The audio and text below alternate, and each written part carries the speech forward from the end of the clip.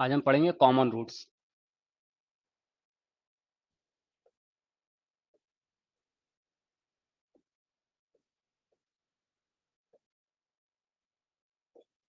Common root या common roots.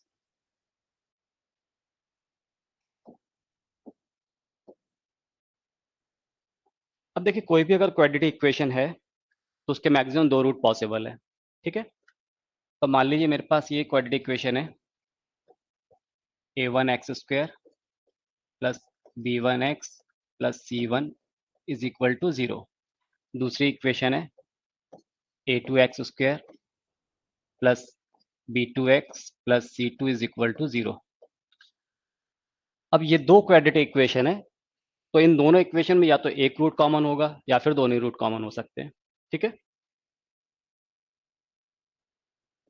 तो first case ले रहे हैं हम, जबकि दोनों रूट्स कैसे हो, कॉमन हो। ओके,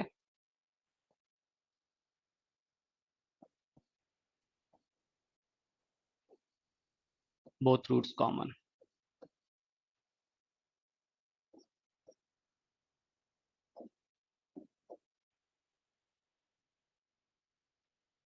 अब देखिए, अगर दोनों रूट्स कॉमन है तो उसके लिए कंडीशन क्या होगी।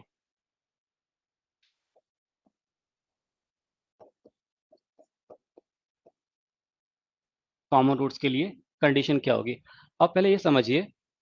अगर मैं आपसे बोलूं, देखिए एक अगर कोई इक्वेशन ऐसी है x² - 5x + 6 = 0, तो इसके रूट्स क्या होंगे वो आपको पता है अच्छे से।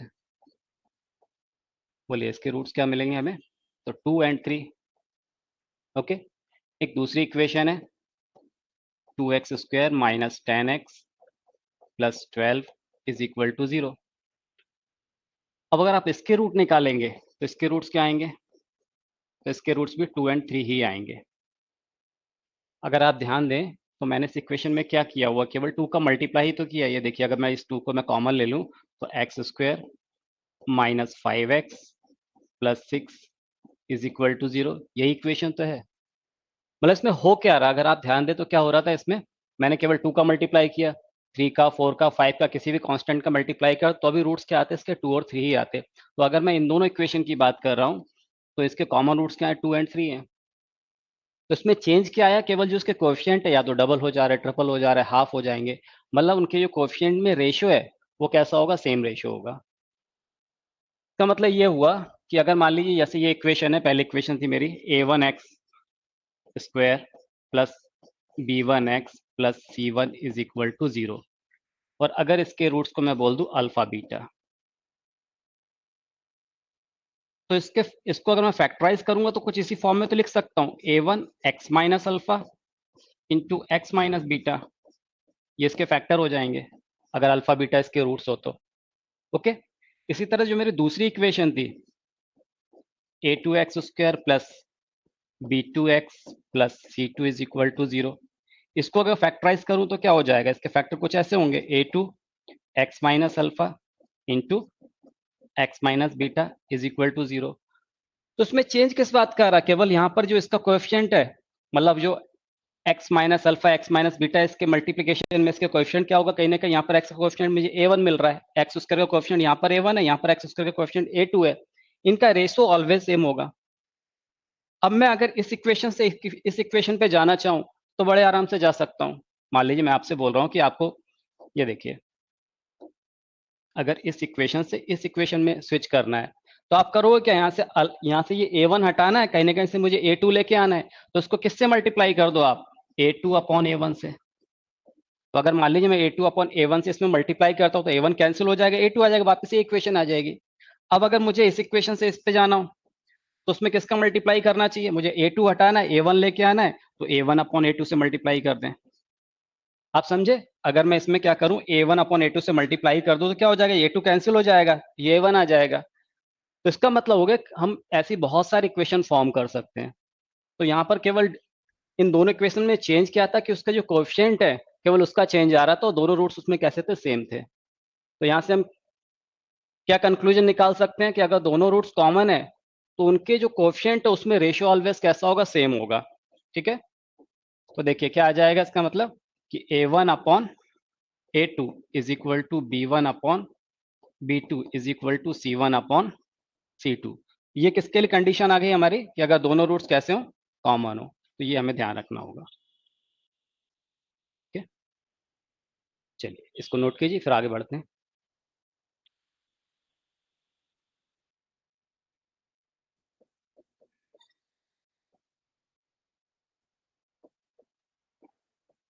One root common.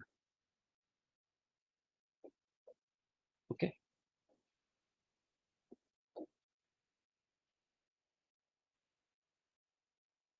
अगर एक रूट कॉमन हो तो अब देखिए इक्वेशन क्या थी हमारी, a1x² plus b1x plus c1 is equal to 0। दूसरी इक्वेशन थी a2x² plus b2x plus c2 is equal to 0। ठीक है, अब हम मान लेते हैं कॉमन रूट, जो कॉमन रूट है वो क्या है, अल्फा है। अब क्योंकि इन दोनों ही इक्वेशन का कॉमन रूट अल्फा है तो वो इनको सेटिस्फाई करेगा, तो हम यहाँ पर x की जगह क्या अल्फा पुट कर देते हैं। क्या हो जाएगा, a1 alpha square plus b1 alpha plus c1 is equal to 0। यहाँ हो जाएगा a2 alpha square plus b2 alpha plus c2 is equal to 0। अब पहले तो हम एक कंडीशन फाइंड करें जिससे हमें समझ में आए कि दोनों रूट्स, दोनों ही इक्वेशन में एक रूट कॉमन है, तो उसके लिए कंडीशन क्या होगी। तो देखिए,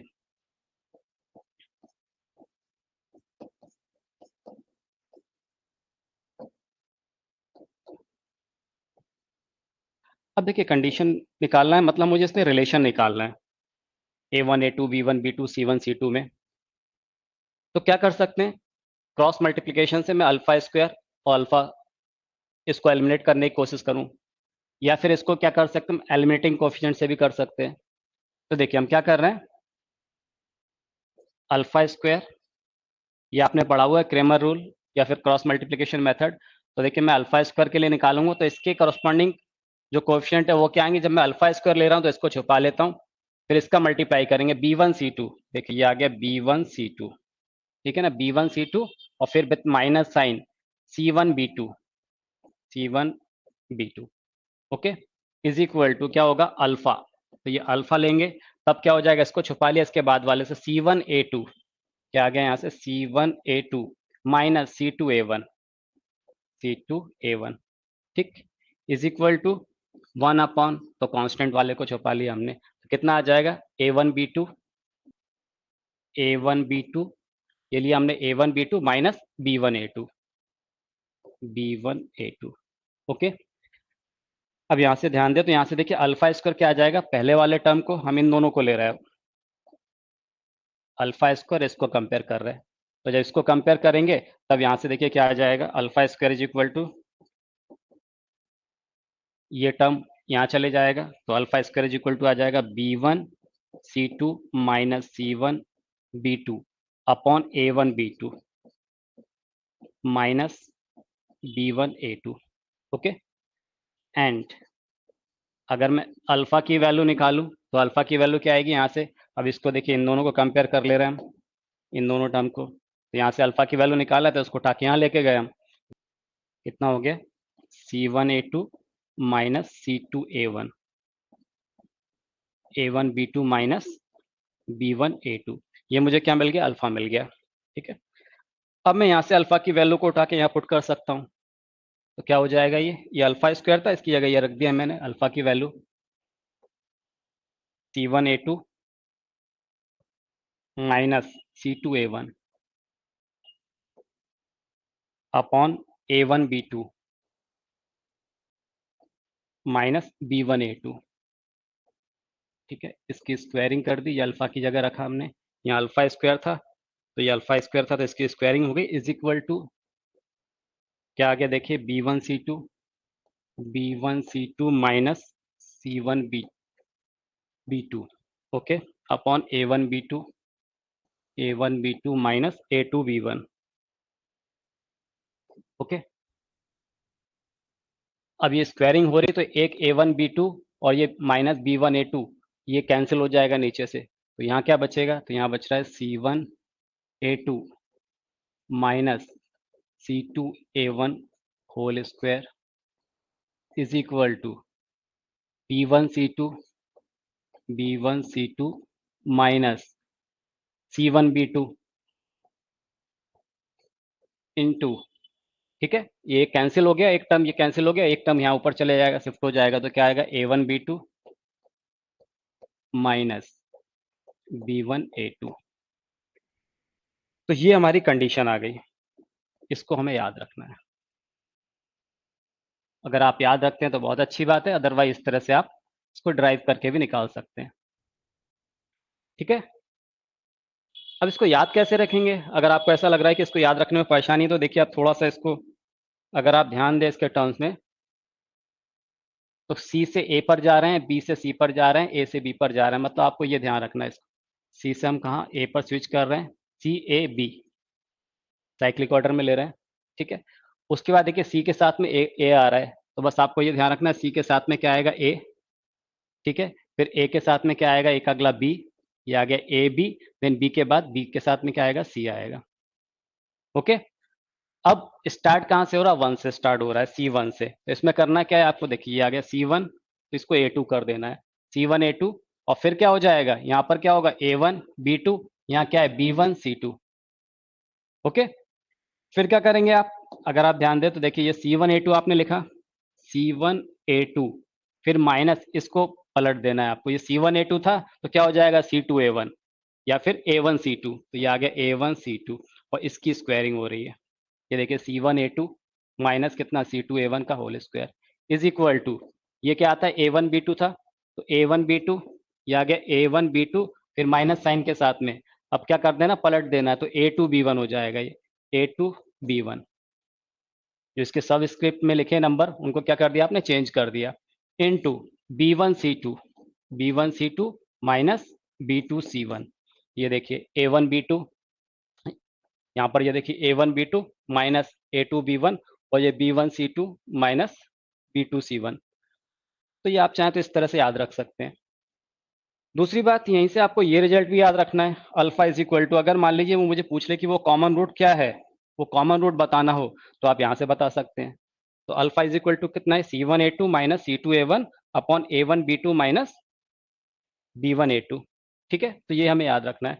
अब देखिए यहाँ पर ये जो हमने फॉर्मूला ड्राइव किया हुआ है, या ये कंडीशन ये निकाली हुई है हमने, ये अगर आप याद रखते हैं तो बहुत अच्छी बात है ना, पर ये ध्यान ये रखना है कि ये तभी एप्लीकेबल है ये कंडीशन जबकि दोनों रूट्स कैसे हैं, यहाँ पर मतलब उसका एक रूट हमें कॉमन दिया हो, दोनों इक्वेशन में अगर एक रूट कॉमन दिया है तभी ये कंडीशन एप्लीकेबल होगी, तभी ये कंडीशन निकल के आएगी।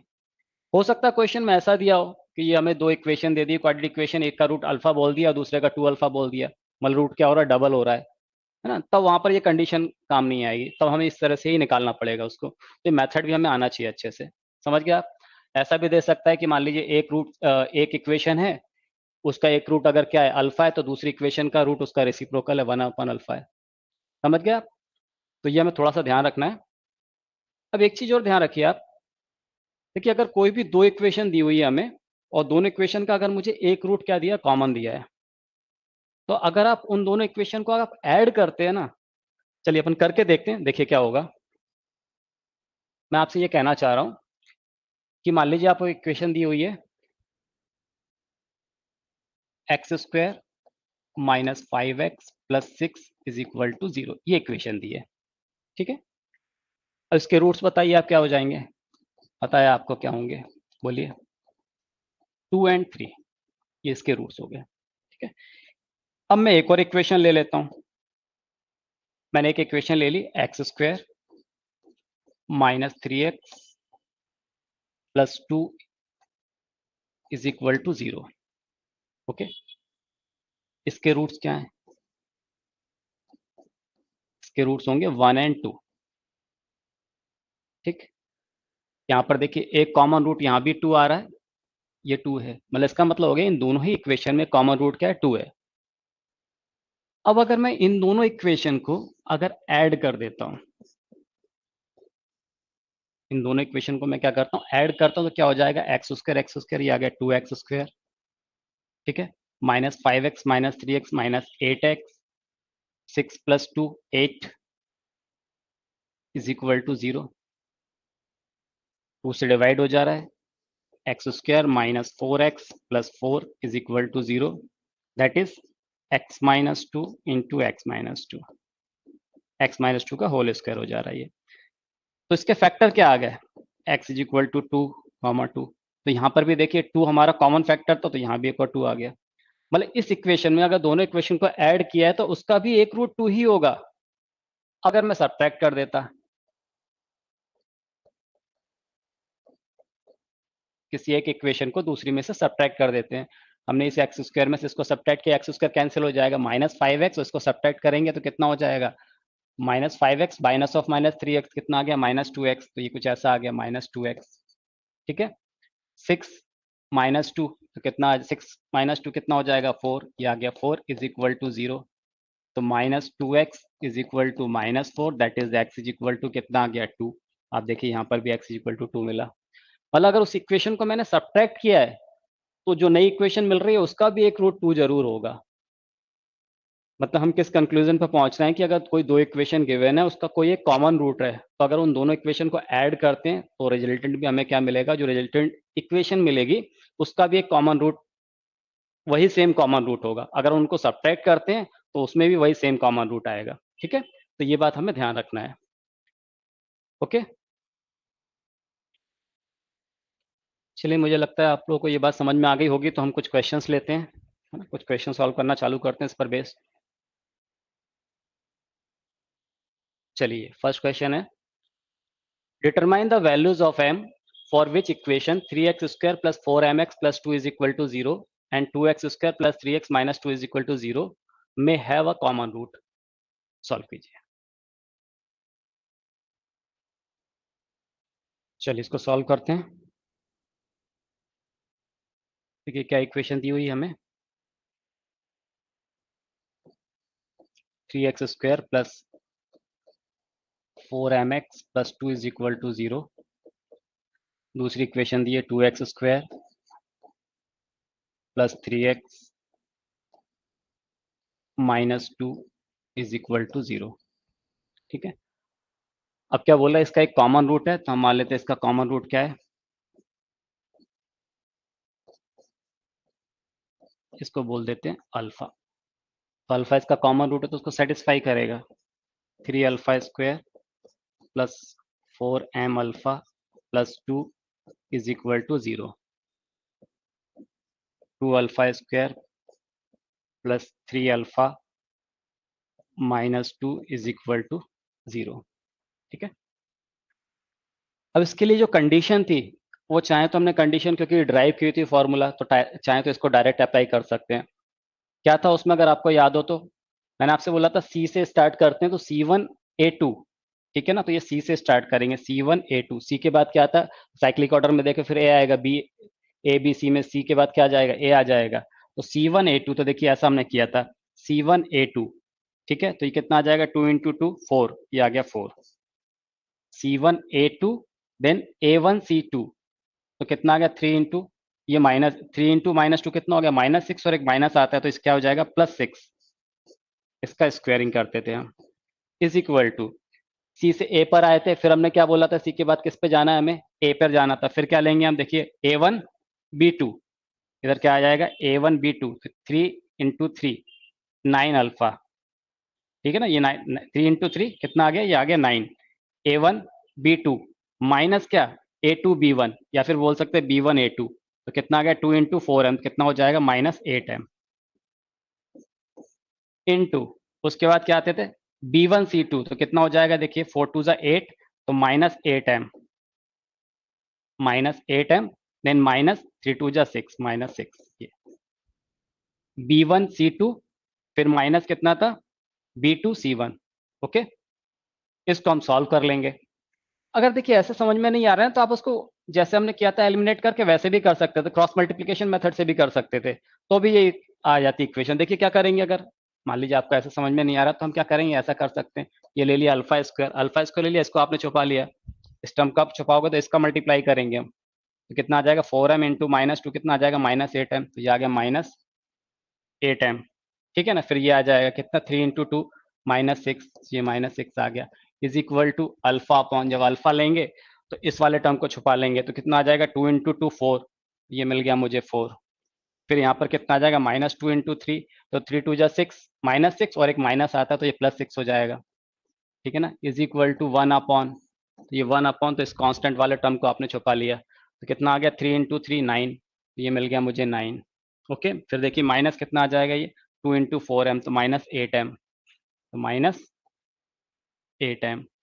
फिर क्या किया था, इसको और इसको कंपेयर करा था हमने, तो यहाँ से alpha square is equal to क्या मिल गया था हमें, ये मिल जाएगा, ऊपर चले जाएगा तो -8m -6 अपॉन 9 -8m, ठीक है ना। यहाँ से अल्फा निकालेंगे तो अल्फा कितना आ गया था, ये 6 + 4 10 है, तो ये आ गया 10 अपॉन 9 -8m।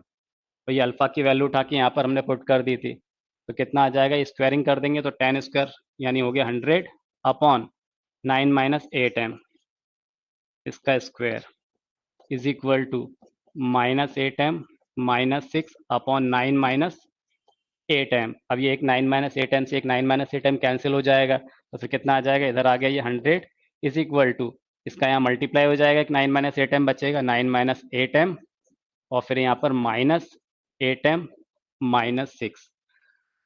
अब देखिए यहाँ पर 4 + 6, तो कितना था ये 10, 10 का स्क्वायर कितना आ गया, ये आ गया 100 इज इक्वल टू 9 -8m, यही आ रहा था। और यहाँ पर देखिए -8m -6, ठीक है। तो अगर आपको याद है तो इतनी स्टेप आपकी बच जाएंगी, ठीक है। अब इसको हम सॉल्व कर लेते हैं, तो कितना हो जाएगा, ये तो था 100 is equal to 8m minus minus कितना हो गया, +64m स्क्वायर, ठीक है। अब यहाँ से देखिए कितना हो जाएगा, 8 इंटू 6 48m, और ये कितना हो जाएगा, 8 इंटू 9 -72m, -72m और +48m, कितना हो गया ये 24 -24m, ओके। 9 इंटू 6 54 -54, ठीक है। तो यहाँ कितना आ गया, ये 64m स्क्वायर -24m, इसको वहाँ ट्रांसफर करेंगे तो -154 इज इक्वल टू 0,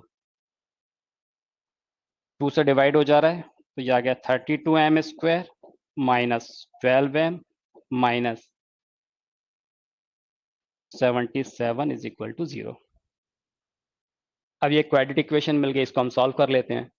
32 इंटू 77, इसके फैक्टर करके देख लेते हैं। 32 के फैक्टर आएंगे 2 into 2 into 2 into 2 into 2, okay. और 77 को लिख सकते हैं हम 7 इंटू 11। तो आप थोड़ा सा ध्यान से देखें, तो 2 2 ज़ा 4 2 ज़ा 8 इंटू 7 56, और यहाँ से देखिए 2 2 ज़ा 4 इंटू 11 44, यानी 56 और 44 ये कॉम्बिनेशन हमें मिल रहा है, जिसमें मुझे ये निगेटिव चाहिए, तो 56 निगेटिव हो जाएगा और ये पॉजिटिव हो जाएगा, -56 + 44, तो -12m मिल जाएगा। इनको मल्टीप्लाई करेंगे तो 32 इंटू 77 आ जाएगा विथ माइनस साइन।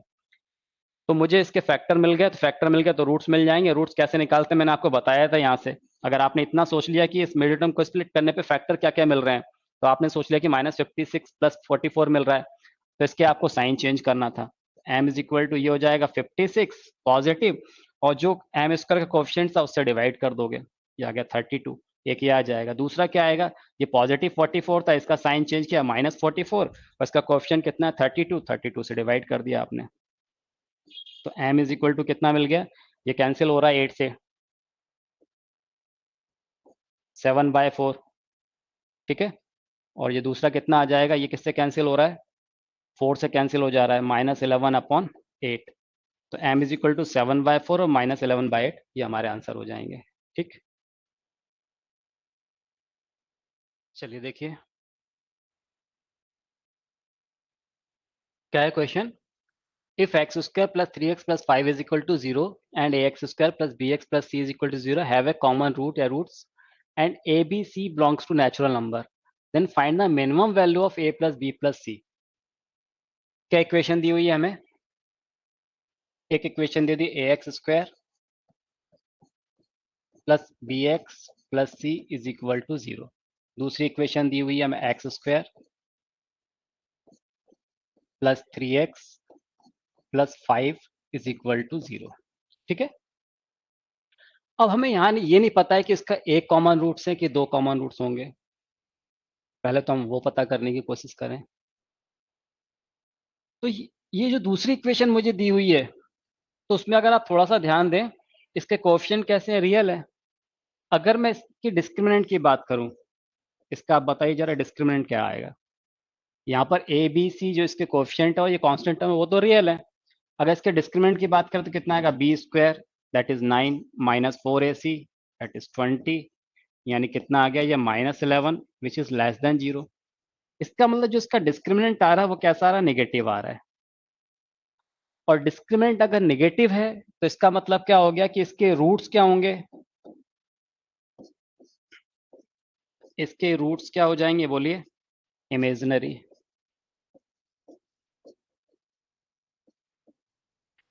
अगर इसका डिस्क्रिमिनेंट नेगेटिव तो रूट्स कैसे हो गया, इसके इमेजिनरी हो गया डिस्क्रिमिनेंट नेगेटिव होने की वजह से।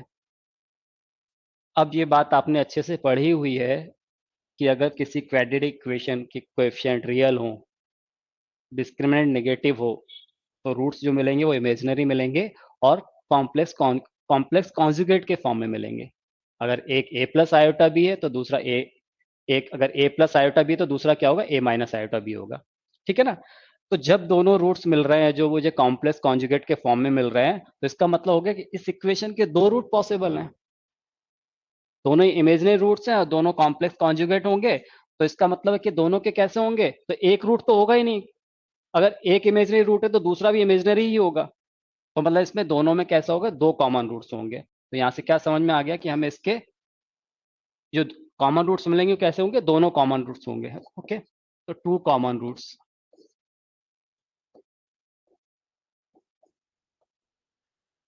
और जब दोनों कॉमन रूट्स हैं तो कॉमन रूट्स की मुझे कंडीशन पता ही है कि इनके ये रेशियो है वो क्या होना चाहिए, इक्वल होना चाहिए। तो ए अपॉन, यहाँ पर क्या है, A upon 1 is equal to B upon 3 is equal to C upon 5। ये उस कंडीशन है। अगर मैं इसको के बोल दूं थोड़ी देर के लिए, ठीक है, तो यहाँ से ए इज इक्वल टू कितना आ गया, के। बी इज इक्वल टू कितना आ गया, 3k। C is equal to कितना आ गया, 5k।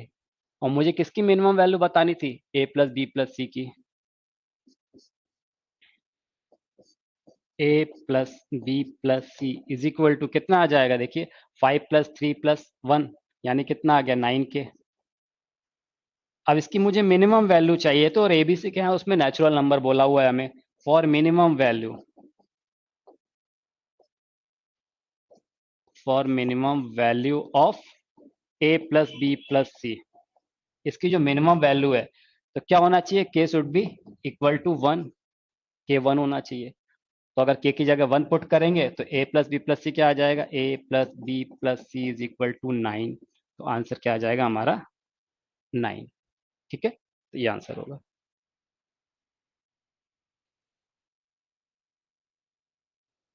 If ax square plus bx plus c is equal to 0 and bx square plus cx plus a is equal to 0 have a common root and a, b, c are non-zero real numbers, then find the values of aq plus bq plus cq upon abc. Solve कीजिए।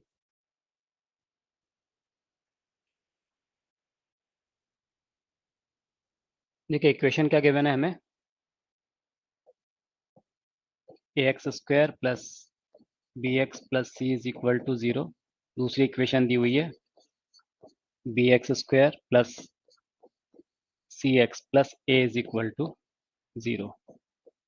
ठीक है, और हमें बोल दिया है कि ये दोनों इक्वेशन क्या बोल रहा है कि हैव अ कॉमन रूट। ठीक है ना, एक कॉमन रूट की बात कर रहा है, ए बी सी कैसे है, नॉन जीरो रियल नंबर है। ठीक है, तो अगर एक कॉमन रूट है तो उसके लिए हमें पता ही है कैसे कंडीशन लगाते हैं। क्या होती है कंडीशन, तो देखिए क्या लिखते हैं, मैं उसको डायरेक्ट लिखने की कोशिश कर रहा हूँ, है ना, उसको डिराइव भी कर सकते हैं जैसा हमने किया था। अगर इसका एक कॉमन रूट हम क्या मान लेते हैं, अल्फा, आप डायरेक्ट भी निकाल सकते हो यहाँ से। तो ये कुछ ऐसा हो जाएगा, A alpha square plus B alpha plus C is equal to 0। Common root को हमने क्या बोल दिया, अल्फा। तो यहाँ क्या आ जाएगा, B alpha square plus C alpha plus A is equal to 0। उसके लिए कंडीशन क्या रहती थी, तो हम बोलते थे C1A2। तो देखिए मैं क्या लिख रहा हूँ, C1A2, तो स्टार्ट ये ध्यान रखना है कि हमें C1 से करना है, C1A2। ये C1A2, तो यहाँ क्या है CB, ये आ गया क्या CB या BC, इसका इससे मल्टीप्लाई किया, जब इसका इससे मल्टीप्लाई करा तो फिर इधर भी क्रॉस मल्टीप्लाई होगा, तो ये कितना आ गया BC, और माइनस कितना आ गया ए स्क्वायर, BC माइनस ए स्क्वायर, और इसकी स्क्वायरिंग होती थी, इज इक्वल टू, ठीक है। फिर अगला टर्म लेना है, तो अगला टर्म क्योंकि दो टर्म रहते तो मल्टीप्लिकेशन में रहते, तो कहीं से भी स्टार्ट कर सकते हैं, चाहे तो ए से स्टार्ट कर लें, चाहे हम बी से स्टार्ट कर लें, ठीक है। तो मैं ए से स्टार्ट करता हूँ, तो ये आ जाएगा ए सी, बस ये ध्यान रखना है कि ऊपर से स्टार्ट करना है A1 वाले टर्म से, ये A1, तो ये आ गया कितना ए सी माइनस बी स्क्वायर, ठीक है, इनटू, फिर देखिए यहाँ से कितना आ जाएगा, ये A B minus C square, okay. इसको हम सॉल्व कर लेते हैं, अगर मैं इसको ओपन करूँ तो क्या हो जाएगा, ए माइनस बी के होल स्क्वायर से जाएगा बी स्क्वायर सी स्क्वायर, प्लस कितना आ जाएगा, ये ए स्क्वायर था तो ए रेस टू पावर 4 हो जाएगा, माइनस 2a स्क्वायर बी सी, ठीक है ना, इज इक्वल टू, इधर कितना आ जाएगा, इस ए सी का ए बी से मल्टीप्लाई होगा तो ए स्क्वायर बी सी, फिर इस ए सी का सी स्क्वायर से मल्टीप्लाई हो रहा है तो माइनस ए सी स्क्वायर, ठीक है। देन माइनस बी स्क्वायर का ए बी से मल्टीप्लाई करेंगे तो कितना आ जाएगा, ये आएगा माइनस ए बी क्यूब, ठीक है। देन बी स्क्वायर और सी स्क्वायर का मल्टीप्लाई किया तो प्लस बी स्क्वायर सी स्क्वायर आ गया, ये बी स्क्वायर सी स्क्वायर यहाँ से कैंसिल हो जा रहा है, क्या बच रहा है यहाँ पर, ए रेस टू द पावर 4, ठीक है। इस टर्म को इधर ले आए हम, plus A C square plus A B cube, और ये 2a स्क्वायर भी उस तरफ ट्रांसफर हुआ तो कितना आ गया 3a स्क्वायर भी, 3a square B C, A raise to power 4, यहाँ पर क्या आ रहा है, A C cube minus A C square, इसका मल्टीप्लाई किया तो क्या है, ए स्क्वायर बी सी आ गया था, और फिर इसका इससे मल्टीप्लाई किया तो ए सी क्यूब आएगा, ये है ना, this would be A C cube, तो ये कितना हो जाएगा ए सी क्यूब, ओके। अब देखिए क्या हो रहा है, ये टर्म कैंसिल हो गया, अब यहाँ कितना बच रहा है, इससे देखिए ए से डिवाइड हो रहा है पूरी इक्वेशन, तो ये बचेगा ए क्यूब प्लस ए से डिवाइड हो गया तो यहाँ बचा C cube plus B cube is equal to 3abc, A सब में कॉमन था, अब इस ए बी सी को उठा के मैं इस तरफ ले आता हूँ, A cube plus B cube plus C cube upon A B C is equal to क्या बचा 3, और यही पूछा था मुझसे, क्या आंसर हो गया 3। If equations x square plus ax plus 12 is equal to 0, x square plus bx plus 15 is equal to 0, and x square plus a plus bx plus 36 is equal to 0, have a common positive root, then find the values of a and b.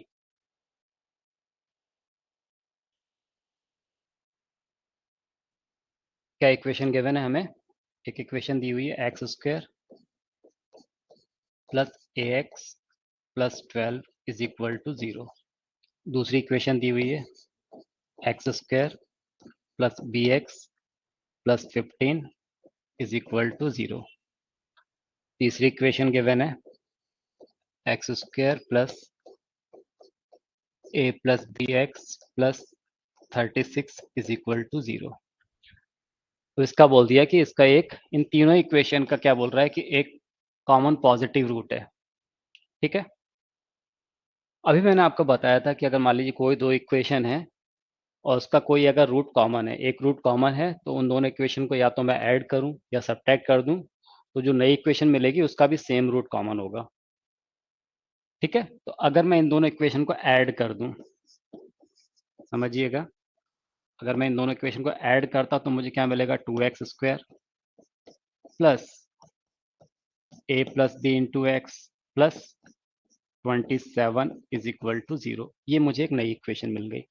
ऐसा करने का फायदा क्या हुआ कि आप यहाँ पर ध्यान से देखो तो क्या हो रहा है, ए प्लस बी इंटू एक्स, और यहाँ पर भी ए प्लस बी एक्स है। इसका मतलब ये हुआ कि भाई अगर इन दोनों इक्वेशन का कॉमन रूट अल्फा था तो इसका भी कॉमन रूट क्या आ रहा है, अल्फा ही आएगा। इस इक्वेशन का भी रूट क्या आएगा, अल्फा आएगा। अब अगर इसमें से इसको मैं सब्ट्रैक्ट कर दूं, क्या बोला मैंने, जो नई इक्वेशन मुझे मिल रही है उसमें से ये थर्ड इक्वेशन को अगर मैं सब्ट्रैक्ट कर दूं, तो जो मुझे नई इक्वेशन मिलेगी उसका कॉमन रूट भी क्या होगा, अल्फा ही होना चाहिए। ठीक है, देखिए क्या कर रहे हैं हम, इसमें से सब्ट्रैक्ट कर दे रहे हैं इस इक्वेशन को। मान लीजिए मैं इस इक्वेशन को नाम दे देता हूँ, ठीक है ना, ये इक्वेशन ए हो गई, तो ये इक्वेशन बी हो गई। ठीक है, तो मैं इसमें से सब्ट्रैक्ट कर रहा हूँ, किसमें से, इक्वेशन ए में से बी को सब्ट्रैक्ट कर दे रहा हूँ। तो 2x² माइनस एक्स स्क्वायर क्या आ जाएगा बोलिए, तो ये आ जाएगा x²। ए प्लस बी एक्स में से इसको सब्ट्रैक्ट करेंगे तो वो कैंसिल हो जाएगा। ठीक है, देन 27 में से 36 को सब्ट्रैक्ट किया तो कितना आ गया, -9। राइट साइड में क्या आ गया, 0। तो यहाँ से x इज इक्वल टू कितना आ रहा है, +-3। पर हमसे क्या बोला हुआ था कि जो इसका कॉमन रूट है वो कैसा है, पॉजिटिव है। तो पॉजिटिव कॉमन रूट बोला हुआ है क्वेश्चन में। ठीक है ना, पॉजिटिव कॉमन रूट। तो यहाँ पर x इज इक्वल टू क्या ले लेंगे हम, 3 ले लेंगे। अब जो x इज इक्वल टू 3 है वो क्योंकि तीनों ही इक्वेशन का कॉमन रूट है तो उसको सेटिस्फाई भी करेगा। तो भाई हम पहली इक्वेशन में x की वैल्यू 3 रख देते हैं। क्या हो जाएगा, देखिए जब मैं यहाँ पर x की अगर 3 पुट करूंगा तो 3² 9 plus 3a plus 12 is equal to 0। तो यहाँ से क्या मिल गया मुझे, 3a इज इक्वल टू -21, तो a इज इक्वल टू मिल गया -7। इसी तरह दूसरी इक्वेशन में भी मैं क्या पुट कर देता हूँ, x की अगर 3, कितना मिल जाएगा मुझे, 3² 9 plus 3b plus 15 is equal to 0। तो कितना आ गया ये, 3b is equal to 15 plus 9 कितना हो गया, 24। तो ये आ गया -24। That is b is equal to कितना मिल गया, -8। तो a इज इक्वल टू -7 और b इज इक्वल टू -8, ये हमारे आंसर होंगे। ठीक है, if a b p q are non-zero real numbers, then how many common roots would two equation 2a square x square minus 2abx plus b square is equal to 0 and p square x square plus 2pqx plus q square is equal to 0 have? बताइए। चलिए देखिए क्या equation given है हमें, 2a square x square minus 2abx plus b square is equal to 0। दूसरी equation दी हुई है, p square x square plus 2pqx plus Q square is equal to 0। ठीक है, अब अगर मैं फर्स्ट इक्वेशन के डिस्क्रिमिनेंट की बात करूं तो जरा देखिए क्या आएगा इसका discriminant, b² minus 4ac that is -2ab का whole square minus 4ac 4 into 2a² into b²। तो कितना आ गया जी, 4a² b² -8a² b² that is -4a² b²। अब क्योंकि ए और बी कैसे हैं, नॉन जीरो रियल नंबर्स हैं, उनकी स्क्वायरिंग होगा तो वो भी पॉजिटिव मिलेंगे। इंटू 4 हो रहा है तो ओवरऑल पॉजिटिव हो जाएगा, लेकिन माइनस साइन लगा इसलिए ये कैसा हो जाएगा, नेगेटिव।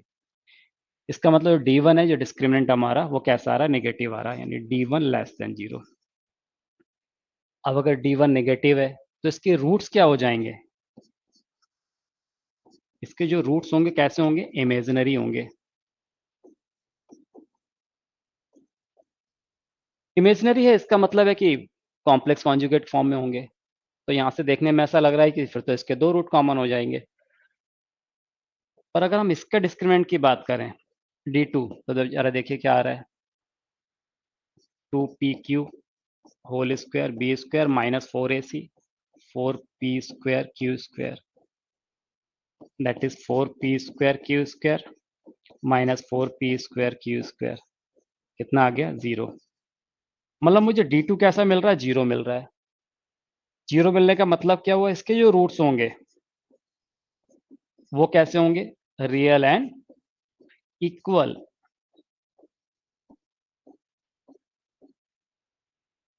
अब यहां आ रहा था कि रूट्स कैसे इमेजिनरी हैं, अगर इमेजिनरी हैं रूट्स तो फिर तो अगर कॉमन रूट्स होते तो कॉम्प्लेक्स कॉन्जुगेट के फॉर्म में होते। यहां आ रहा रूट्स रियल होंगे, एक तो इमेजिनरी और रियल हो ही नहीं सकते दोनों एक साथ। इक्वल रूट्स अगर दो कॉम्प्लेक्स कॉन्जुगेट के फॉर्म में है तो वे भी इक्वल भी नहीं हो सकते। तो इसका डिस्क्रिमिनेंट क्योंकि इमेजिनरी आ रहा, दूसरे का कैसा आ रहा, रियल एंड इक्वल आ रहा, तो कोई भी कॉमन रूट पॉसिबल नहीं है, no common root.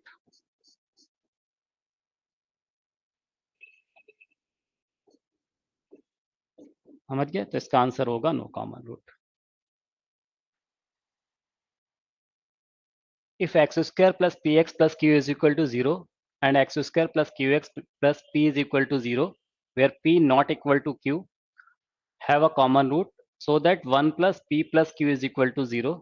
Also show that their other roots are of the roots of the equation x square plus x plus pq is equal to 0. Try कीजिए।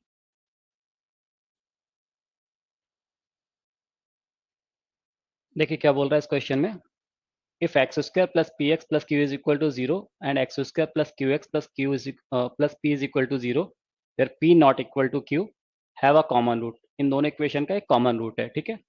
Equation क्या दे दी हमें, X square plus P X plus Q is equal to 0। दूसरी equation है X square plus Q X plus P is equal to 0, ठीक है। अब इनका एक कॉमन रूट है, तो वो कॉमन रूट हमने वो उसमें फॉर्मूला भी ड्राइव किया था, चाहे तो आप उससे निकाल सकते हैं या फिर क्या कर सकते हैं, इसको सब्ट्रैक्ट कर दीजिए आप। फर्स्ट इक्वेशन में सेकंड इक्वेशन को मैं सब्ट्रैक्ट कर दे रहा हूँ,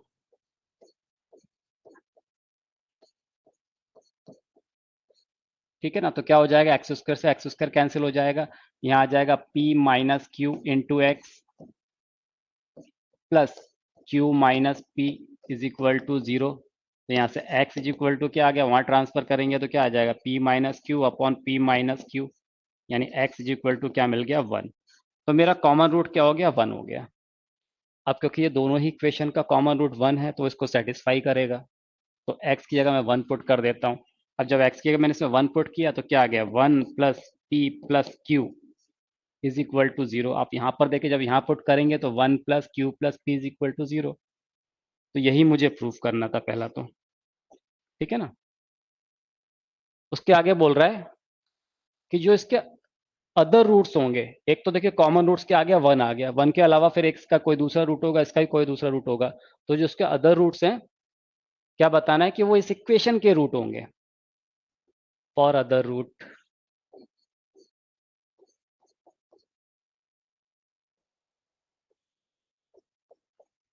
अब आप देखिए, आप समझिए, एक रूट तो कॉमन क्या मिल गया मुझे, 1 मिल गया फ्रॉम इक्वेशन 1।